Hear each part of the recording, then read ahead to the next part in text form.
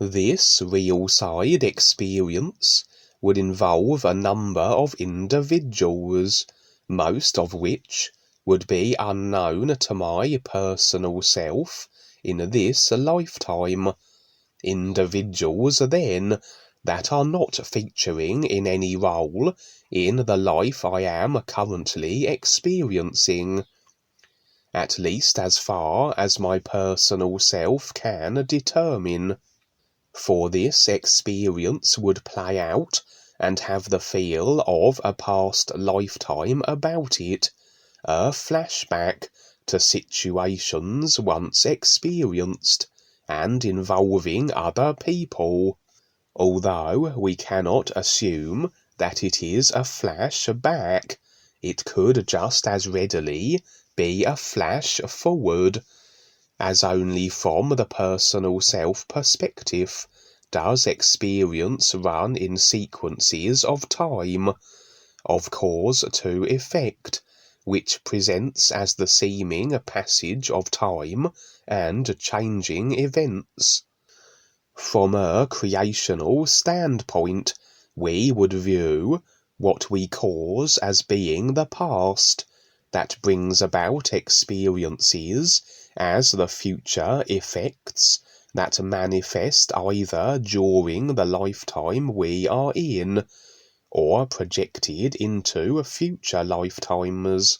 Future lifetimes we must continue on into, if we run out of lifespan to experience that which we have decided and agreed upon in our current lifetimes, that which we must still experience, as transition never means we are released from our karmic cause and effect debts.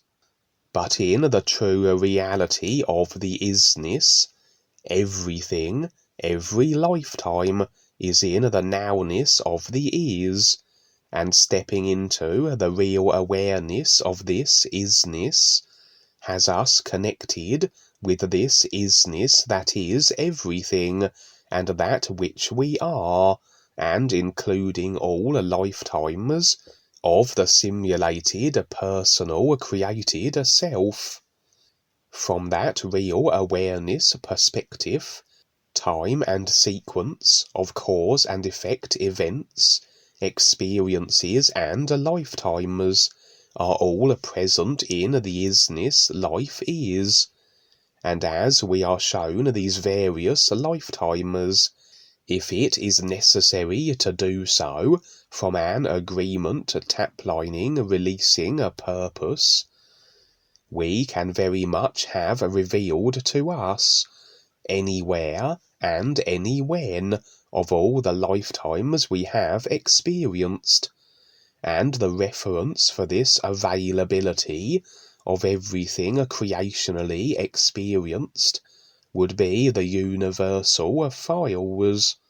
So a lifetime that we assumed to be the past, based on the causes that we presume must effect experiences in the future, well, the effects do follow the causes, but the effects could just as readily be played out in a world and time frame that may in fact be prior to the causes, and perhaps in other dimensions and even simulators, according to how all the elements come into play, all the factors, wherever it is that the effects can equal the causes, as everything balances itself out in whatever manner that is most viable. And a real side experience may be apparent as a lifetime lived, for generally these past life experiences tend to stick far more in the mind than demonstrational experiences on the real side. But it doesn't necessarily mean it was a lifetime from the past, as the real awareness accesses all lifetimes, and including those we would construe as being in the future, from a cause and effect time sequence creational perspective. Future lifetimes would already have been generally mapped out, based on the continuous locked-in subconscious agreements that project habitual patterns of programmed and agreed-upon cause-to-effect scenarios. For the unconscious unaware, locked into their cycles of perpetual subconscious agreements, they would be projecting into infinity certain themes and scenarios, according to their created consciousness agreements.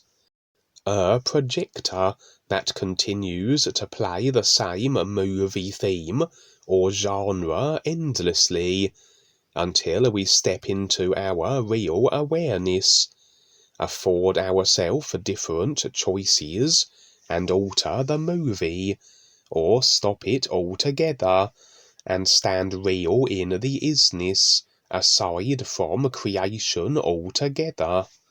And of course, just because we can't identify the individuals based on their external physical embodiment appearances in what we assume to be a past life experience, it doesn't necessarily mean they are not family, friends, and associates we are sharing experiences with now in this lifetime, for naturally the body forms change from lifetime to lifetime. But my personal self, as it is now, its current memory body, would not recognize most of the individuals in this experience.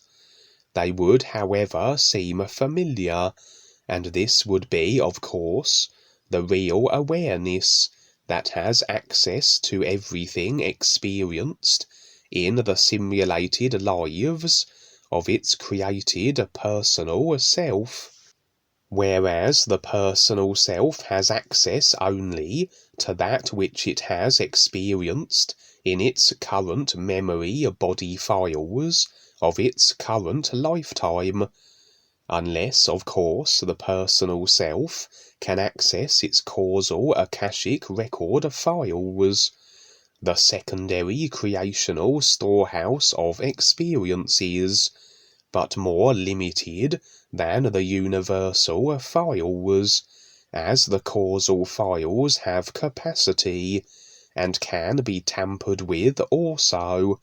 So we might say the causal files are not entirely reliable.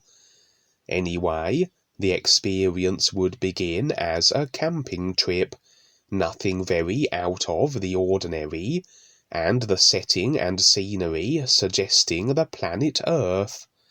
Though as the experience unfolded, and I would realize it as a lifetime lived in wherever and whenever it may have been, I surmise it was a dimensional version of Earth, similarities, though differences also, for the extent and diversity of our experiential lifetimes is extensive in the simulators, including multi-dimensional.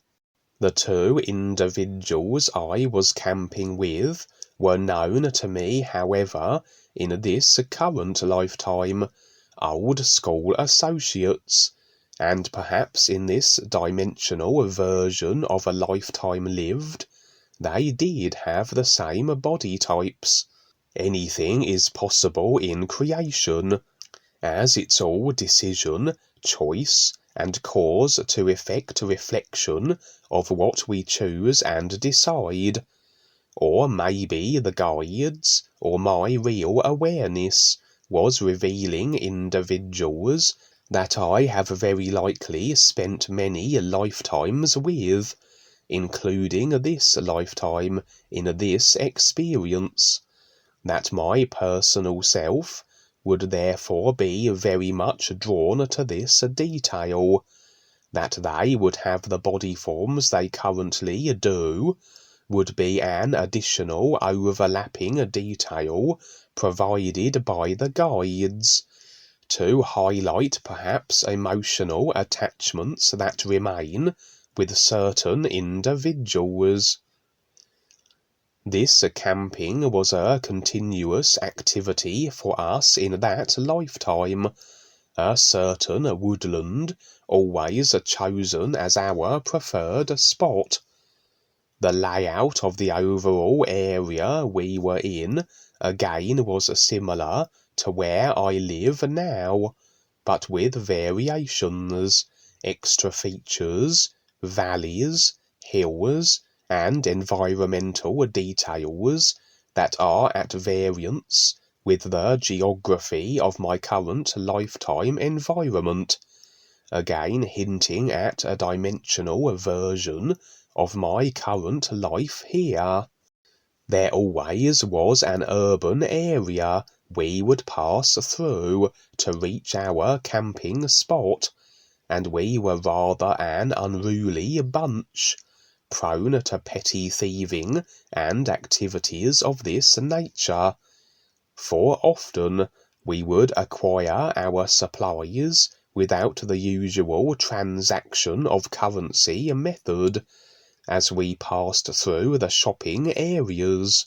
The shops and places of convenience were structured and designed in a curious way that I can't explain, making sense at the time of the experience, but not on waking, where I would fail to be able to describe in what way as to how they were at odds to how shops are, and how it is we are accustomed to them.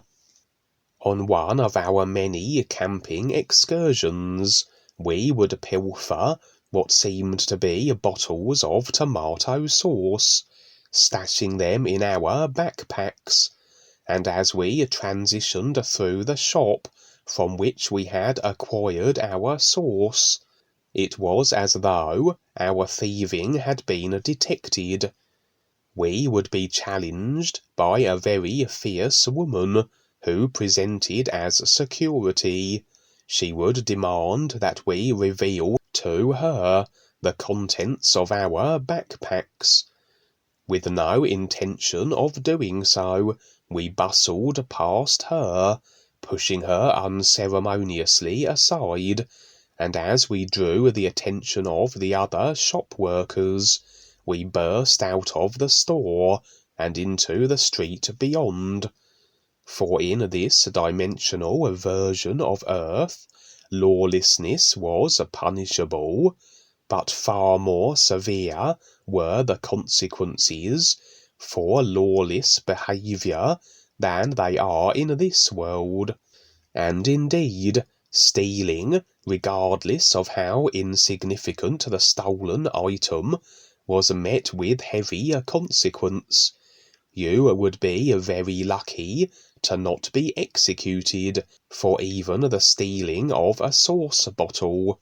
Knowing this, we were now on the run with our sauce bottles, and individuals from the store were now spilling onto the street and in pursuit of us, well within their rights to seize us and surrender us to the authorities. Our intention was to make it to the country area where our camping woodlands were, that we might shake off our pursuers. The shop workers in question seem to have access to curious technology that would emerge from the skin and become grafted to their very bodies, a feature of this world seemingly, that when activated would transform their bodies into a kind of a vehicle that allowed for swifter motion, among other applications and uses this technology served, a little like the Transformer robots, where they can switch from robot to car, etc. Although the technology wasn't overly encompassing and generally out of sight, as though beneath the skin, and would emerge on demand. Seems that we didn't have this capability, as though only individuals in certain positions did, that evidently included security and shop floor workers, as these metal ligaments would emerge from their ankles and form wheels of a kind beneath their feet that allowed them to move more rapidly. So we didn't get far. We were captured and taken back to the store. We were each separated and grilled in isolated interrogation areas now. I was confronted by the same fierce woman security guard from earlier, as she questioned me relentlessly, drilling me for every detail as to our petty thieving activities. I would be strapped to a kind of chair that was bolted to the very floor, and that it looked somewhat like an electric chair was no accident, for it was a chair of execution. At the flick of a switch, pulses of electromagnetic distortion would envelop the unfortunate individual strapped to such a chair, and send them transitioning to their next position in life. As I went through this charade, for it was just a formality, the fact I was sat in this chair indicated that I was destined to ride the electromagnetism of doom. I would notice two other individuals sat in seating areas to my right. During the experience, I was very much replaying something that had taken place in a lifetime lived, as was my continued impression. I was also very much in my real awareness, and objective to what was going on, simply watching this situation run its course, like watching an old movie. My personal self realizing too that this was an experience being presented for a reason, even as I sat in this chair. These two individuals to my right, I realized, were not a feature of this experience whenever it had played out.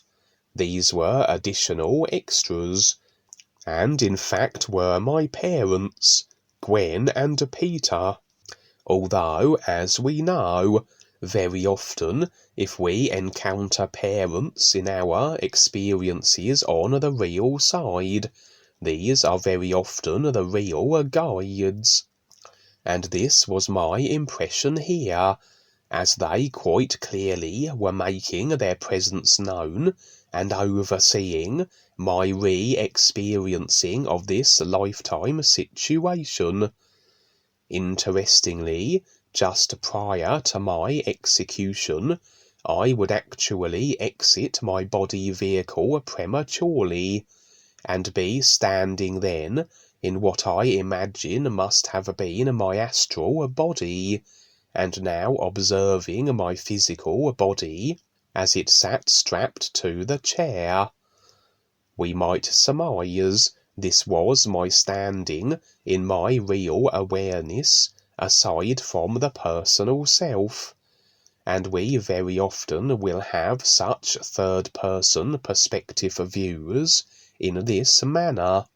But I had the impression that wherever this lifetime had been, the guides had been watching over me, and even though I had not made the connection to the true reality, and had any recognition of it, or the references that pertained to it at that time.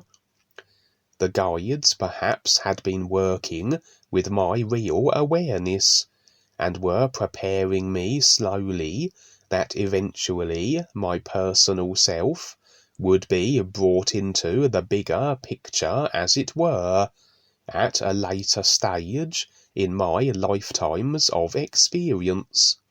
But at that time I would not have been aware of the guides.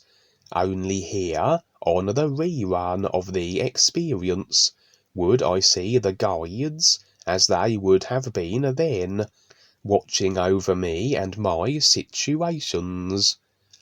I would suggest then that the guides facilitated my exiting the body vehicle prior to my execution, to avoid any unnecessary trauma that such would have caused. Again, I wouldn't have realized this at the time, but this is another gift the guides will provide for those they are working with, and who are on their process of awareness, or, as in this case, being prepared for it to begin.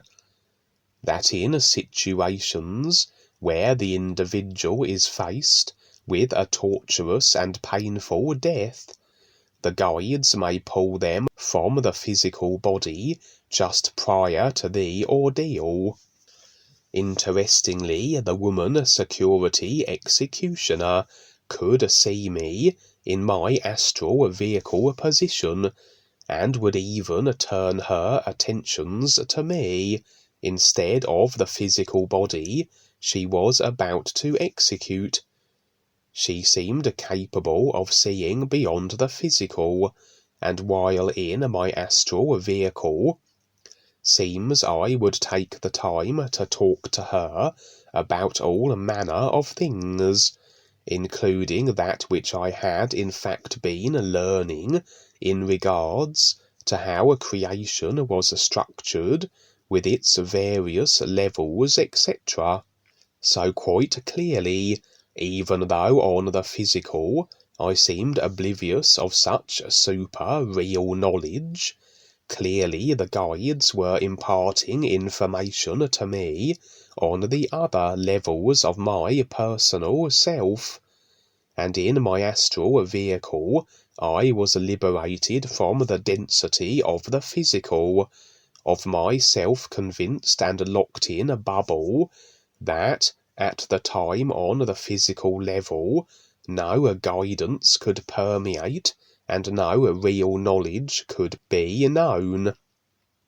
Although, as the execution was carried out, the attitude my personal self clung to was that of the desire for revenge. Consequently, at that time, my personal self was locked into the bubble of that emotional, decided idea, and very likely the guides would step back, unable to do anything for one who was isolating themselves in the restriction of their created ideas. For in my position now on the astral, I would operate very much as a kind of disruptive poltergeist, exacting mayhem from the astral onto the physical level of this world I had been executed from. But another feature of this particular world and dimension, or wherever it was how literally everyone had the ability to see into the astral, and who knows how far into the life levels, though I suspect not far beyond the astral, as most creationally based individuals, though maybe great seers, the psychics and such, tend only be able to see that far, until they connect with their real awareness, if indeed they decide to do so. And not only could everybody in this world see into the astral from the physical, but they could actually manipulate it as readily as I was able to cause havoc from the astral to the physical. This seemed to be a decided upon ability overall of the peoples of this world. So if you were a poltergeist of a kind, causing mischief, you would have to accept that it wouldn't all be one-way traffic. Those on the physical you were interfering with could do the same to you in return. This would make sense anyway, as everyone has a body vehicle on each life level, even if they have their focus and awareness locked onto the surface physical world only. If you have the intent to exact harm on another, this would translate throughout all the life levels, through the emotional, mental, and imaginative parts of ourselves. We imagine the harm we wish to exact, we think about it, we add emotional charge to it, etc., and this must then play out as it does on the various life levels that correspond with these mental, emotional, and imagination vehicles. Only here it was a case of the individuals reacting to my havoc-causing in a more conscious fashion, able to see the astral-based troublemaker deciding to retaliate, and able to see the effects of their intentions to do so on the astral level I was on, even as they stood on the physical, whereas most would be unconscious and unaware of how their intentions play out and cause effects throughout the multi-dimensional levels of themselves. For my havoc-causing was targeted specifically on the occupants of an ancient-looking fortress. This seemed to be some kind of stronghold of the authorities of this world, where I had decided to focus my vengeance upon, but a situation where I was also getting backlash for my efforts, and as they were of a greater number, and I was but one individual, it was somewhat a fruitless effort on my part, and indeed it reached the stage where they were somehow locking me down, imprisoning me in some way on the astral, as though I was solidifying into some curious state of stasis or immobility. At a certain point a curious thing would occur. It was as though all the back and forth would suddenly cease, and all individuals involved in it, me and this group of authoritarians, would be given as though a huge download of visual information, as though we were all momentarily removed from this experience rerun, and were shown how throughout many, many lifetimes this particular group and I had always had altercations, battles, embittered squabblings. We had all taken it in turns to kill, torture, and maim each other. We were like a constant group of individuals, locked into an endless conflict throughout creation. As such, we all were embroiled and intertwined in each other's karma, for everything equals itself, everything balances out. This is the nature of cause and effect karma.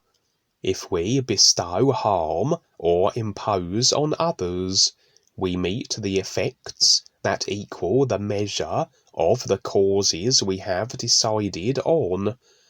Very often this translates as those we have imposed upon adversely being in a position where they can do the same to us in the next lifetime. Of course, it is their choice to do so or not, but with the subconscious memory of they once being the victim and recipient of a certain individual's abuse, even though consciously they won't understand it, encountering their abuser again, and given the circumstances to do so, they will be driven to exact vengeance and exact their own harm. Dwayne once gave the example of a couple where the man was a large imposing individual and very abusive toward his wife. The reason for this was the underlying subconscious, though not recognized, compulsion to cause her harm, because in their previous lifetime their genders and roles had been reversed, and she had been his abuser. These situations can conceivably play out forever, as everything seeks to be balanced out, and as we impose on others abrasively, we set up the cause and effect circumstances of the potentiality of where we suffer at the hands of those we had previously abused. And of course, this is all decision, agreement, and cause and effect in action, as per the design of the experience-generating simulators. And if we are to ever break free of our restrictions, and of these karmic emotional attachment entanglements that bind us to others, we must break the cycles of ingrained patterns of behavior, as it were. Through awareness, we can be shown these situations, these cycles of behavior, these attachments with people, in whatever emotional and mental form they take, and we can decide their release. And this was very much the case here. It was as though all participants in this locked-in, perpetual, endless back and forth of drama were removed from this rerun, shown all the lifetimes that had led up to this experience in the fortress and on this planet and lifetime, and now conscious of the decisions and causes that had us locked into this nonsense, we could now decide to let it all go. For this experience, this glimpse of a lifetime where I was executed through electrocution, was a situation made possible due to my abrasiveness to this group of individuals in previous lifetimes, and their abuse to me prior to that, and on, who knows how far back, and then once again my want to exact revenge on those same individuals that were a group of authoritarians that had facilitated my execution. And now in this moment, where I was in my process of awareness, it was time to lay another tapline to rest, and the guides would show me this experience, this view, and all the elements involved with it, and how my karma intermingled with these others. And perhaps these very individuals I had for so long been karmically entangled with were also being shown by the guides, for yes, they were authoritarians in that particular lifetime, but it's uncertain when exactly that lifetime was.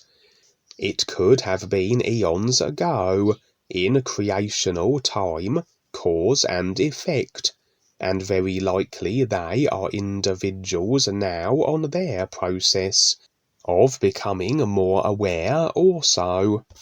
And we all have played many roles: abusers, authoritarians, tyrants, victims, and everything in between. That we have a far richer and more diverse catalogue of experiences for which we can recognize the true reality through the comparisons that all these experiences provide, as it is comparison to what the is not, that is the established and best way by which we can recognize what the is, and to stand real in the isness of the real awareness that we all are. And so, the culmination of this experience was that all involved were shown these tapline agreements, these emotional attachments, this intertwining of our karma with each other, and we all then finally decided to let it go, released each other from the taplining bondage that had shackled us into this drama for so many lifetimes, and we all then had taken another step toward freeing ourselves from the self-imposed and decided restriction of cause and effect creation. Kevin, that was terrific as usual. A lot of explanation, and this is something very good to share. So, again, that's why you were given the experience, these things, because you're the great witness, and this goes out to the world. And people will pick up on this, finally. They will hear this. It's very, very good, instead of just focusing on some cute little idea or words of wisdom or spiritual path, etc. It's really to learn to recognize his, and that's everything. And so this is the moment that we're bringing everybody. And so with this too, they have this objective view of what you went through. And yeah, and just like those are a couple of people in my class that I had taught for 20 years. And he came back as a big black guy, about 6'3", really big. She came back as a short little gal, about 5 foot, a white gal. But they came together again, had a couple of kids, but he really gave her a bad time in this lifetime. And he discovered at one point when we were in the corporation that it was a past life where she had killed him, and they came into this lifetime. And so he still held that aggressive attitude. Well, now that you know this, now that you know these things, and we've all done things to each other, it's, you can use the idea of forgiveness, but it's really learning to see it, and that it's okay, and we can get on with things. Otherwise, it just keeps going, and you see that. So that's a very good example, and we see that in the world today. And many of the movies we've watched, they play this role. The elites do this on purpose. Something happens in the movie, it starts out nice, family situation or something, like one of Arnold's movies, and all of a sudden the child or the woman gets killed or something, or a friend or what have you, and he's out for vengeance. And that's in a lot of movies.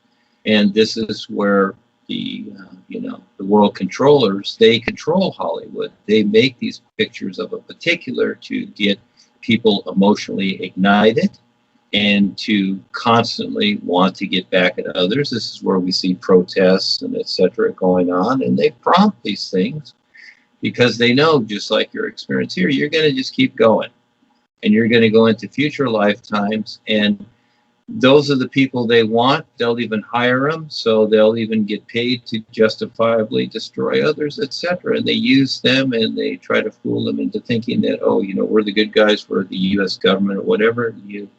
come with us and you can be part of the FBI or the CIA and you get the bad guys. But really, you're just getting in more entanglements because there is no justification for destroying anything. There's really not. It's just about becoming more aware. So again, now that people know, the ones here, etc., you can take all the time you want and learning to recognize the is and letting these things go and provide something that's benefit. But what what you've experienced there, Kevin, and to share with others, very, very important because the world is so wrapped up in it. It's just totally ridiculous, and there's no justifying anything. And yeah, you figure things out, you make sense of it, and sometimes, man, you got to punch the other guy or whatever. Well, after he's punched you a few times, maybe you got to punch him. So the thing being is that we don't blow each other up, and we don't need guns and all this nonsense either. So the birds don't have it. So thank you so much, Kevin. That was great. Thank you.